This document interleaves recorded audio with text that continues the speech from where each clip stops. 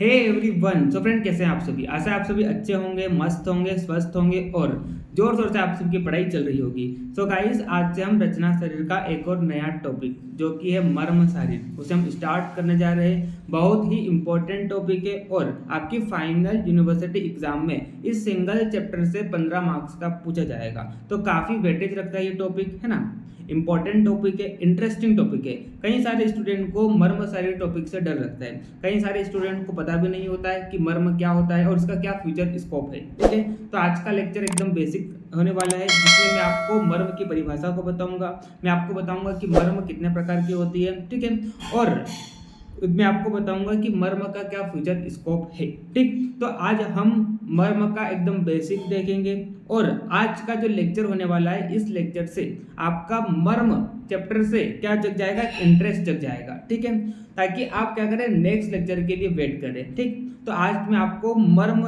इतना बढ़िया तरीके से आपको समझाऊंगा, इसका मैं डेफिनेशन इतना बढ़िया तरीके से आपको बताऊंगा, तो आप क्या रहेंगे, उत्सुकता आएगी आपके अंदर कि अगला लेक्चर कब आएगा। ठीक है, तो ध्यान से इस लेक्चर को सुनना है। एकदम बेसिक बातें आज मैं करूंगा मर्म से रिलेटेड। उसके बाद वन बाय वन लेक्चर में हम धीरे धीरे क्या करेंगे, मर्म के टॉपिक को पूरा कंप्लीट कर देंगे। ठीक है, तो चलिए टाइम को ज्यादा वेस्ट न करते हुए हम हमारे टॉपिक पर आगे बढ़ते हैं। तो अगर हम मर्म की बात करें तो मर्म जो टॉपिक है वो इंपॉर्टेंट टॉपिक है, जिसको आयुर्वेदा में डिस्कशन किया गया है।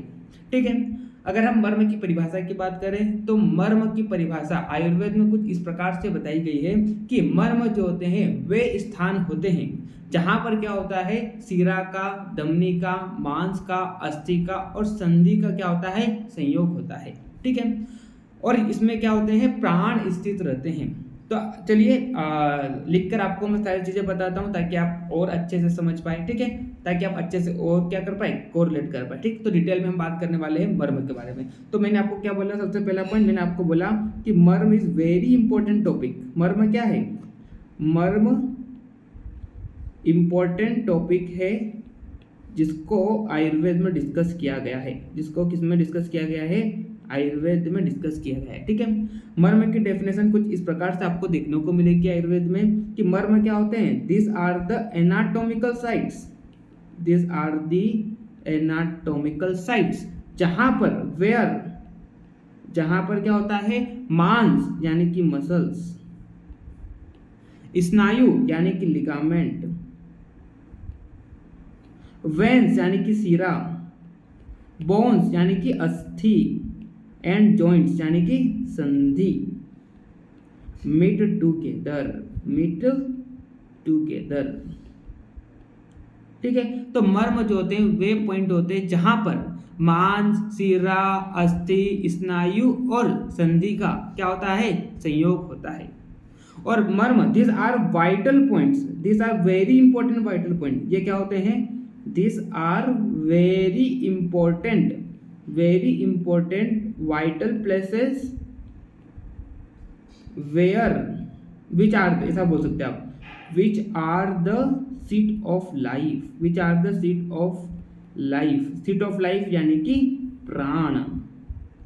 तो ये वे वाइटल प्लेसेस होते हैं जहां पर प्राण स्थित रहते हैं। तो मर्म वे स्थान है जहां पर क्या होते हैं, प्राण स्थित रहते हैं। प्राण कितने प्रकार के होते हैं, 12 प्रकार के प्राण, जो कि हम आगे लेक्चर में देखेंगे। अगर मैं प्राण की बात करूं तो प्राण का मतलब क्या होता है, तो प्राण का मतलब क्या होता है, प्राण का मतलब होता है the vital life force, the vital life forces, the vital life force which are responsible for all the type of physical activities and all the type of subtle activities, या all the type of subtle process which are taking place in our body।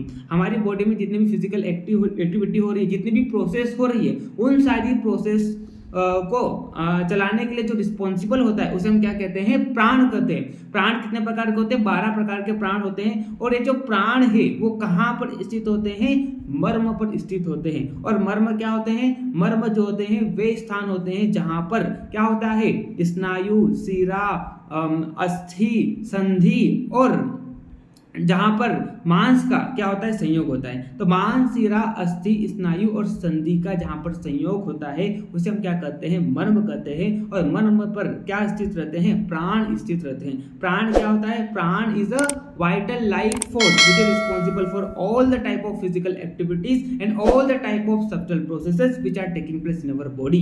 12 प्रकार के प्राण बताए गए हैं और ये सारे प्राण जो होते हैं उनका जो स्थान होता है यानी कि वो कहाँ पर स्थित रहते हैं, इन मर्म स्थान पर स्थित रहते हैं। इसीलिए ऐसा बोला गया है कि अगर मर्म पर जरा से भी क्या होती है, इंजरी होती है, जरा सा भी क्या होता है, आघात होता है, तो या तो इंसान की क्या हो सकती है, मृत्यु हो सकती है, या मृत्यु के समान क्या हो सकती है, पीड़ा हो सकती है। इसीलिए ऐसा बोला गया है कि अगर आप भले सर्जरी भी कर रहे हो, सर्जरी के दौरान भी इन मर्म पर क्या होना चाहिए, इंजरी नहीं होना चाहिए, क्योंकि मर्म जो होते हैं ऐसे वाइटल पॉइंट होते हैं जहां पर जरा से भी अगर मान लो इंजरी होगी तो आपको हार्मफुल पेन होगा, या तो मृत्यु हो जाएगी या मृत्यु के समान क्या होगी, पीड़ा होगी। इसीलिए मर्म पर इंजरी नहीं होना चाहिए।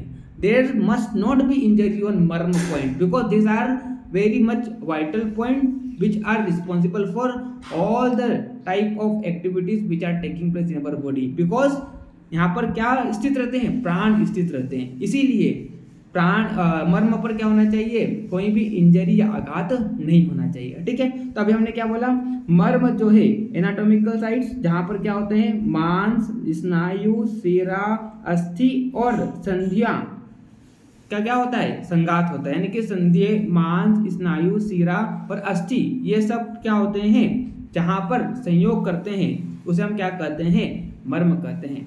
और मर्म जो है this are the very important vital places which are the seats of the life, यानी कि जहां पर प्राण स्थित रहते हैं उसे हम क्या कहते हैं, मर्म कहते हैं। इसीलिए मर्म पर इंजरी या आघात नहीं होना चाहिए। ठीक है, चलिए अब ऐसा बोला गया है कि अगर मान लो किसी एक मर्म पॉइंट पर इंजरी होती है तो इसके पास अगर मान लो कोई दूसरा मर्म पॉइंट हो तो उस मर्म पॉइंट को स्टिमुलेट करने से जहां पर दूसरे मर्म पॉइंट पर इंजरी हुई है उसे ठीक किया जा सकता है। जैसे कि इसको मैं कुछ इस प्रकार बताऊं, मान लो ये एक मर्म पॉइंट है और ये दूसरा मर्म पॉइंट है। ठीक है, अगर मान लो इस मर्म पॉइंट पर इंजरी होती है तो अगर आप इसके पास जो स्थित मर्म पॉइंट है उसे अगर आप स्टिमुलेट करते हैं तो यहाँ पर जो इंजरी हुई है इसे ठीक किया जा सकता है।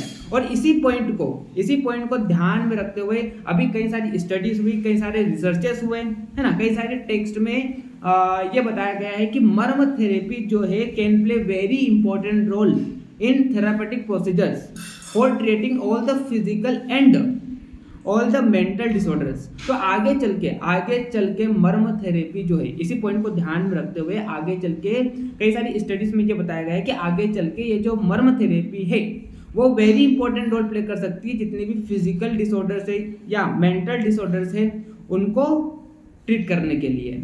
ठीक है, और मर्म की अगर हम बात करते हैं तो मर्म का जो टॉपिक है वो आजकल का टॉपिक नहीं है, इसको कई सालों से वर्णन इसका आपको मिलेगा, कई सालों यानी कि वैदिक एज से आपको मर्म का वर्णन मिलेगा। चाहे आप उपनिषद उठा लो, चाहे आप वेद उठा लो, चाहे आप एपिक जैसे की बात करते हैं महाभारत की बात करो, चाहे आप रामायण की बात करो, तो वहां पर भी मर्म का वर्णन आपको मिलेगा।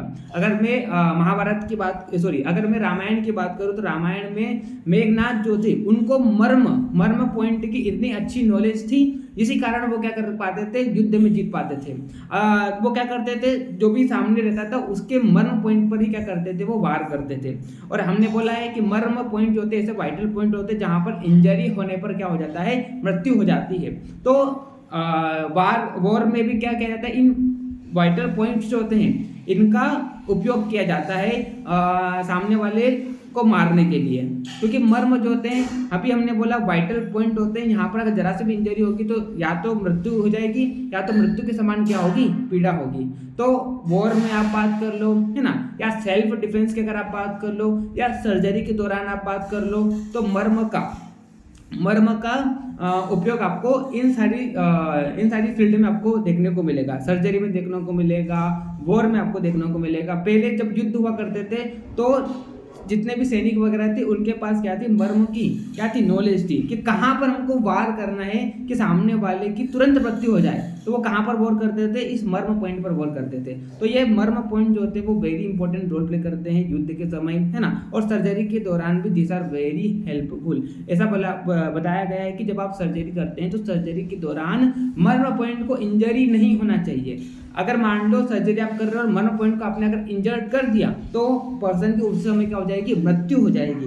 इसीलिए ऐसा बोला गया है कि सर्जरी जब आप कर रहे हैं तो ध्यान, मर्म का ध्यान रखते हुए, ताकि मर्म पे कोई इंजरी ना हो, उस चीज को ध्यान में रखते हुए आपको क्या करना है, सर्जरी को करना है।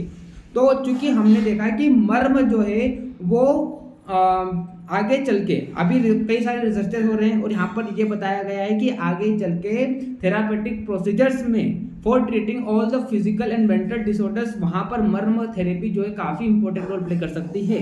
ठीक है, इसके अलावा हमने इसका यूजफुल वॉर में देखा, सेल्फ डिफेंस में हमने यहाँ पर देखा। ठीक है, तो इसीलिए मर्म जो है इसको अभी डिटेल में पढ़ा जा रहा है, इस पर कई सारी रिसर्चेस चल रही है। ठीक है, तो मर्म जो है वेरी इंपॉर्टेंट टॉपिक है ना, क्योंकि आगे चल के ये आयुर्वेदा में एक नई उमंग ला सकती है। ठीक है, और अभी इसकी कई सारी रिसर्चेस भी चल रही है। ठीक है, कई सारे क्या होते हैं, मसाजेस होते हैं, तो वहाँ पर भी मर्म पॉइंट का ध्यान रखा जाता है। ठीक है, तो बहुत ही इंपॉर्टेंट टॉपिक है और ये एक ऐसा टॉपिक है जहाँ पर आप लोग क्या कर सकते हैं, रिसर्च कर सकते हैं। ठीक है, तो आगे चल के आयुर्वेद में जो उमंग लाने वाला टॉपिक है वो कौन सा टॉपिक है, मर्म टॉपिक है। क्योंकि मैंने अभी आपको बताया कि अगर मान लो एक मर्म पॉइंट पर या उसके आसपास मान लो इंजरी होती है, तो उसके पास अगर दूसरा मर्म पॉइंट है तो उसे क्योर करके आप क्या कर सकते हैं, जो पिछले वाले पॉइंट पर इंजरी हुई उसे आप क्योर कर सकते हैं।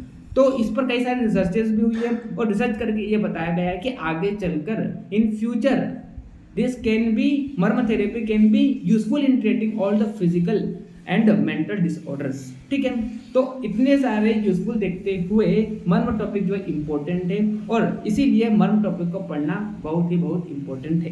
ठीक है, और सुश्रुत में शारीरिक स्थान में छठा जो अध्याय है उसमें मर्म के बारे में डिटेल में बताया गया है। ठीक है, तो चलिए टाइम को ज़्यादा वेस्ट न करते हुए अब हम इसकी डेफिनेशंस को देखते हैं, कितने मर्म होते हैं उसे हम देखते हैं और प्राण के बारे में देखते हैं। ठीक है, तो आगे आप देखिए यहाँ पर मर्म की परिभाषा बताई गई है, उसके लिए यहाँ पर श्लोक बताया गया है और ये जो श्लोक है ये इंपॉर्टेंट श्लोक है, ये आपको श्लोक क्या करना है, याद करना है।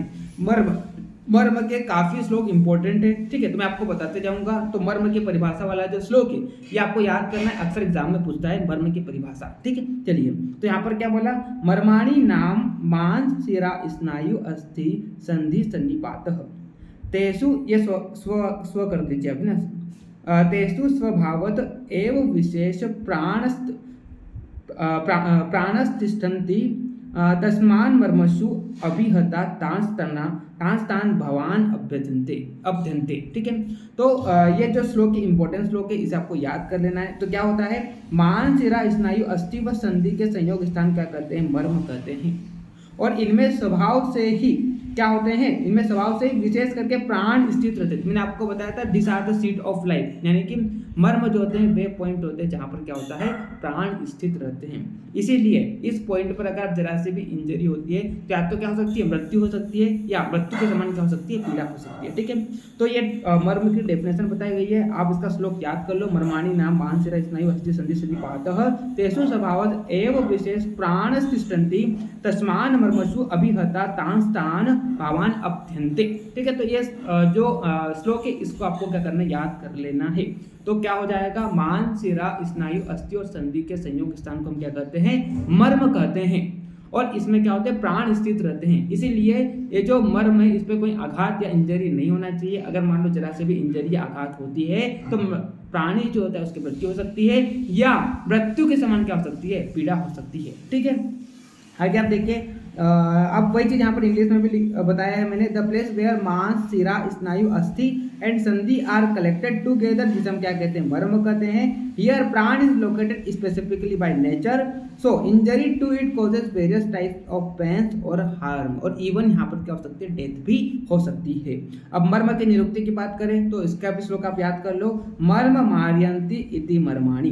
मर्म वह है जिस पर आघात होने पर क्या हो जाती है, मृत्यु हो जाती है। ठीक है, शरीर के 12 प्राण मैंने आपको बताया था कि ये जो मर्म स्थान है इस पर क्या होते हैं, प्राण स्थित रहते हैं। तो 12 प्रकार के प्राण बताए गए हैं। और प्राण क्या होता है, वाइटल लाइफ फोर्स जो होता है which is responsible for all the physical and subtle process of the life, इसे हम क्या कहते हैं, प्राण कहते हैं। और 12 प्रकार के प्राण बताए गए। इसका जो श्लोक है इसे भी आप कर लेना। अग्नि सोम वायु सत्वम राजस तमः पंच इंद्रियाणि भूतात भूतात्मेति प्राण। तो यहाँ पर क्या बोला, अग्नि सोम वायु है ना, 3 हो गया, सत्व रजतम 6, 5 इंद्रिया 11 और एक भूतात्मा। इस तरह से 12 प्राण बताए गए हैं। और ये जो प्राण है वो कहाँ पर स्थित रहते हैं, मर्म पर स्थित रहते हैं। ठीक है, चलिए देखो, तो यहाँ पर वही चीज यहाँ पर लिखी हुई है, अग्नि सोम वायु सत्व रजतम पंच इंद्रिया एंड भूतात्मा, दिस आर टर्म्ड अस प्राण। और ये जो प्राण जो होता है specially reside in vital spots, यानी कि ये कहाँ पर रहते हैं, ये मर्म पर लोकेटेड रहते हैं। इसीलिए मर्म पर क्या होना चाहिए, इंजरी नहीं होना चाहिए। क्यों, क्योंकि यहाँ पर प्राण स्थित रहते हैं। ठीक है, चलिए अब मर्म का सामान्य लक्षण। तो विषमम स्पंदनम यत्र पीड़िते रूप च मर्म तत्। तो जहाँ पर क्या होता है, शिरा और धमनी का स्पंदन विषम हो। स्पंदन विषम का मतलब क्या होता है, स्पंदन विषम का मतलब होता है एनामोलस। इसका मतलब क्या होता है, इसका मतलब होता है एनामोलस पल्सेशन।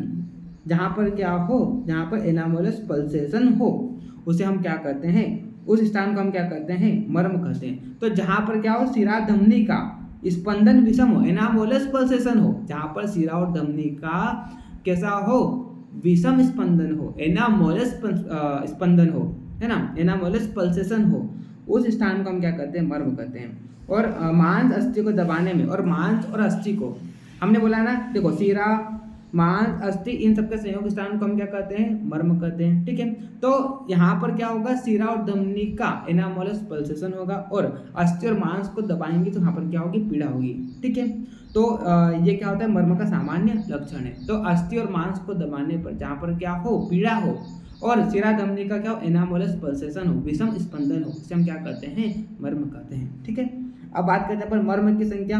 अब ये संख्या आपको याद होना चाहिए, एमसीक्यू में पूछा जा सकता है। तो सप्तोत्तरम मर्म शतम। तो मर्म जो होते हैं, कुल मर्म कितने होते हैं, 107 मर्म होते हैं।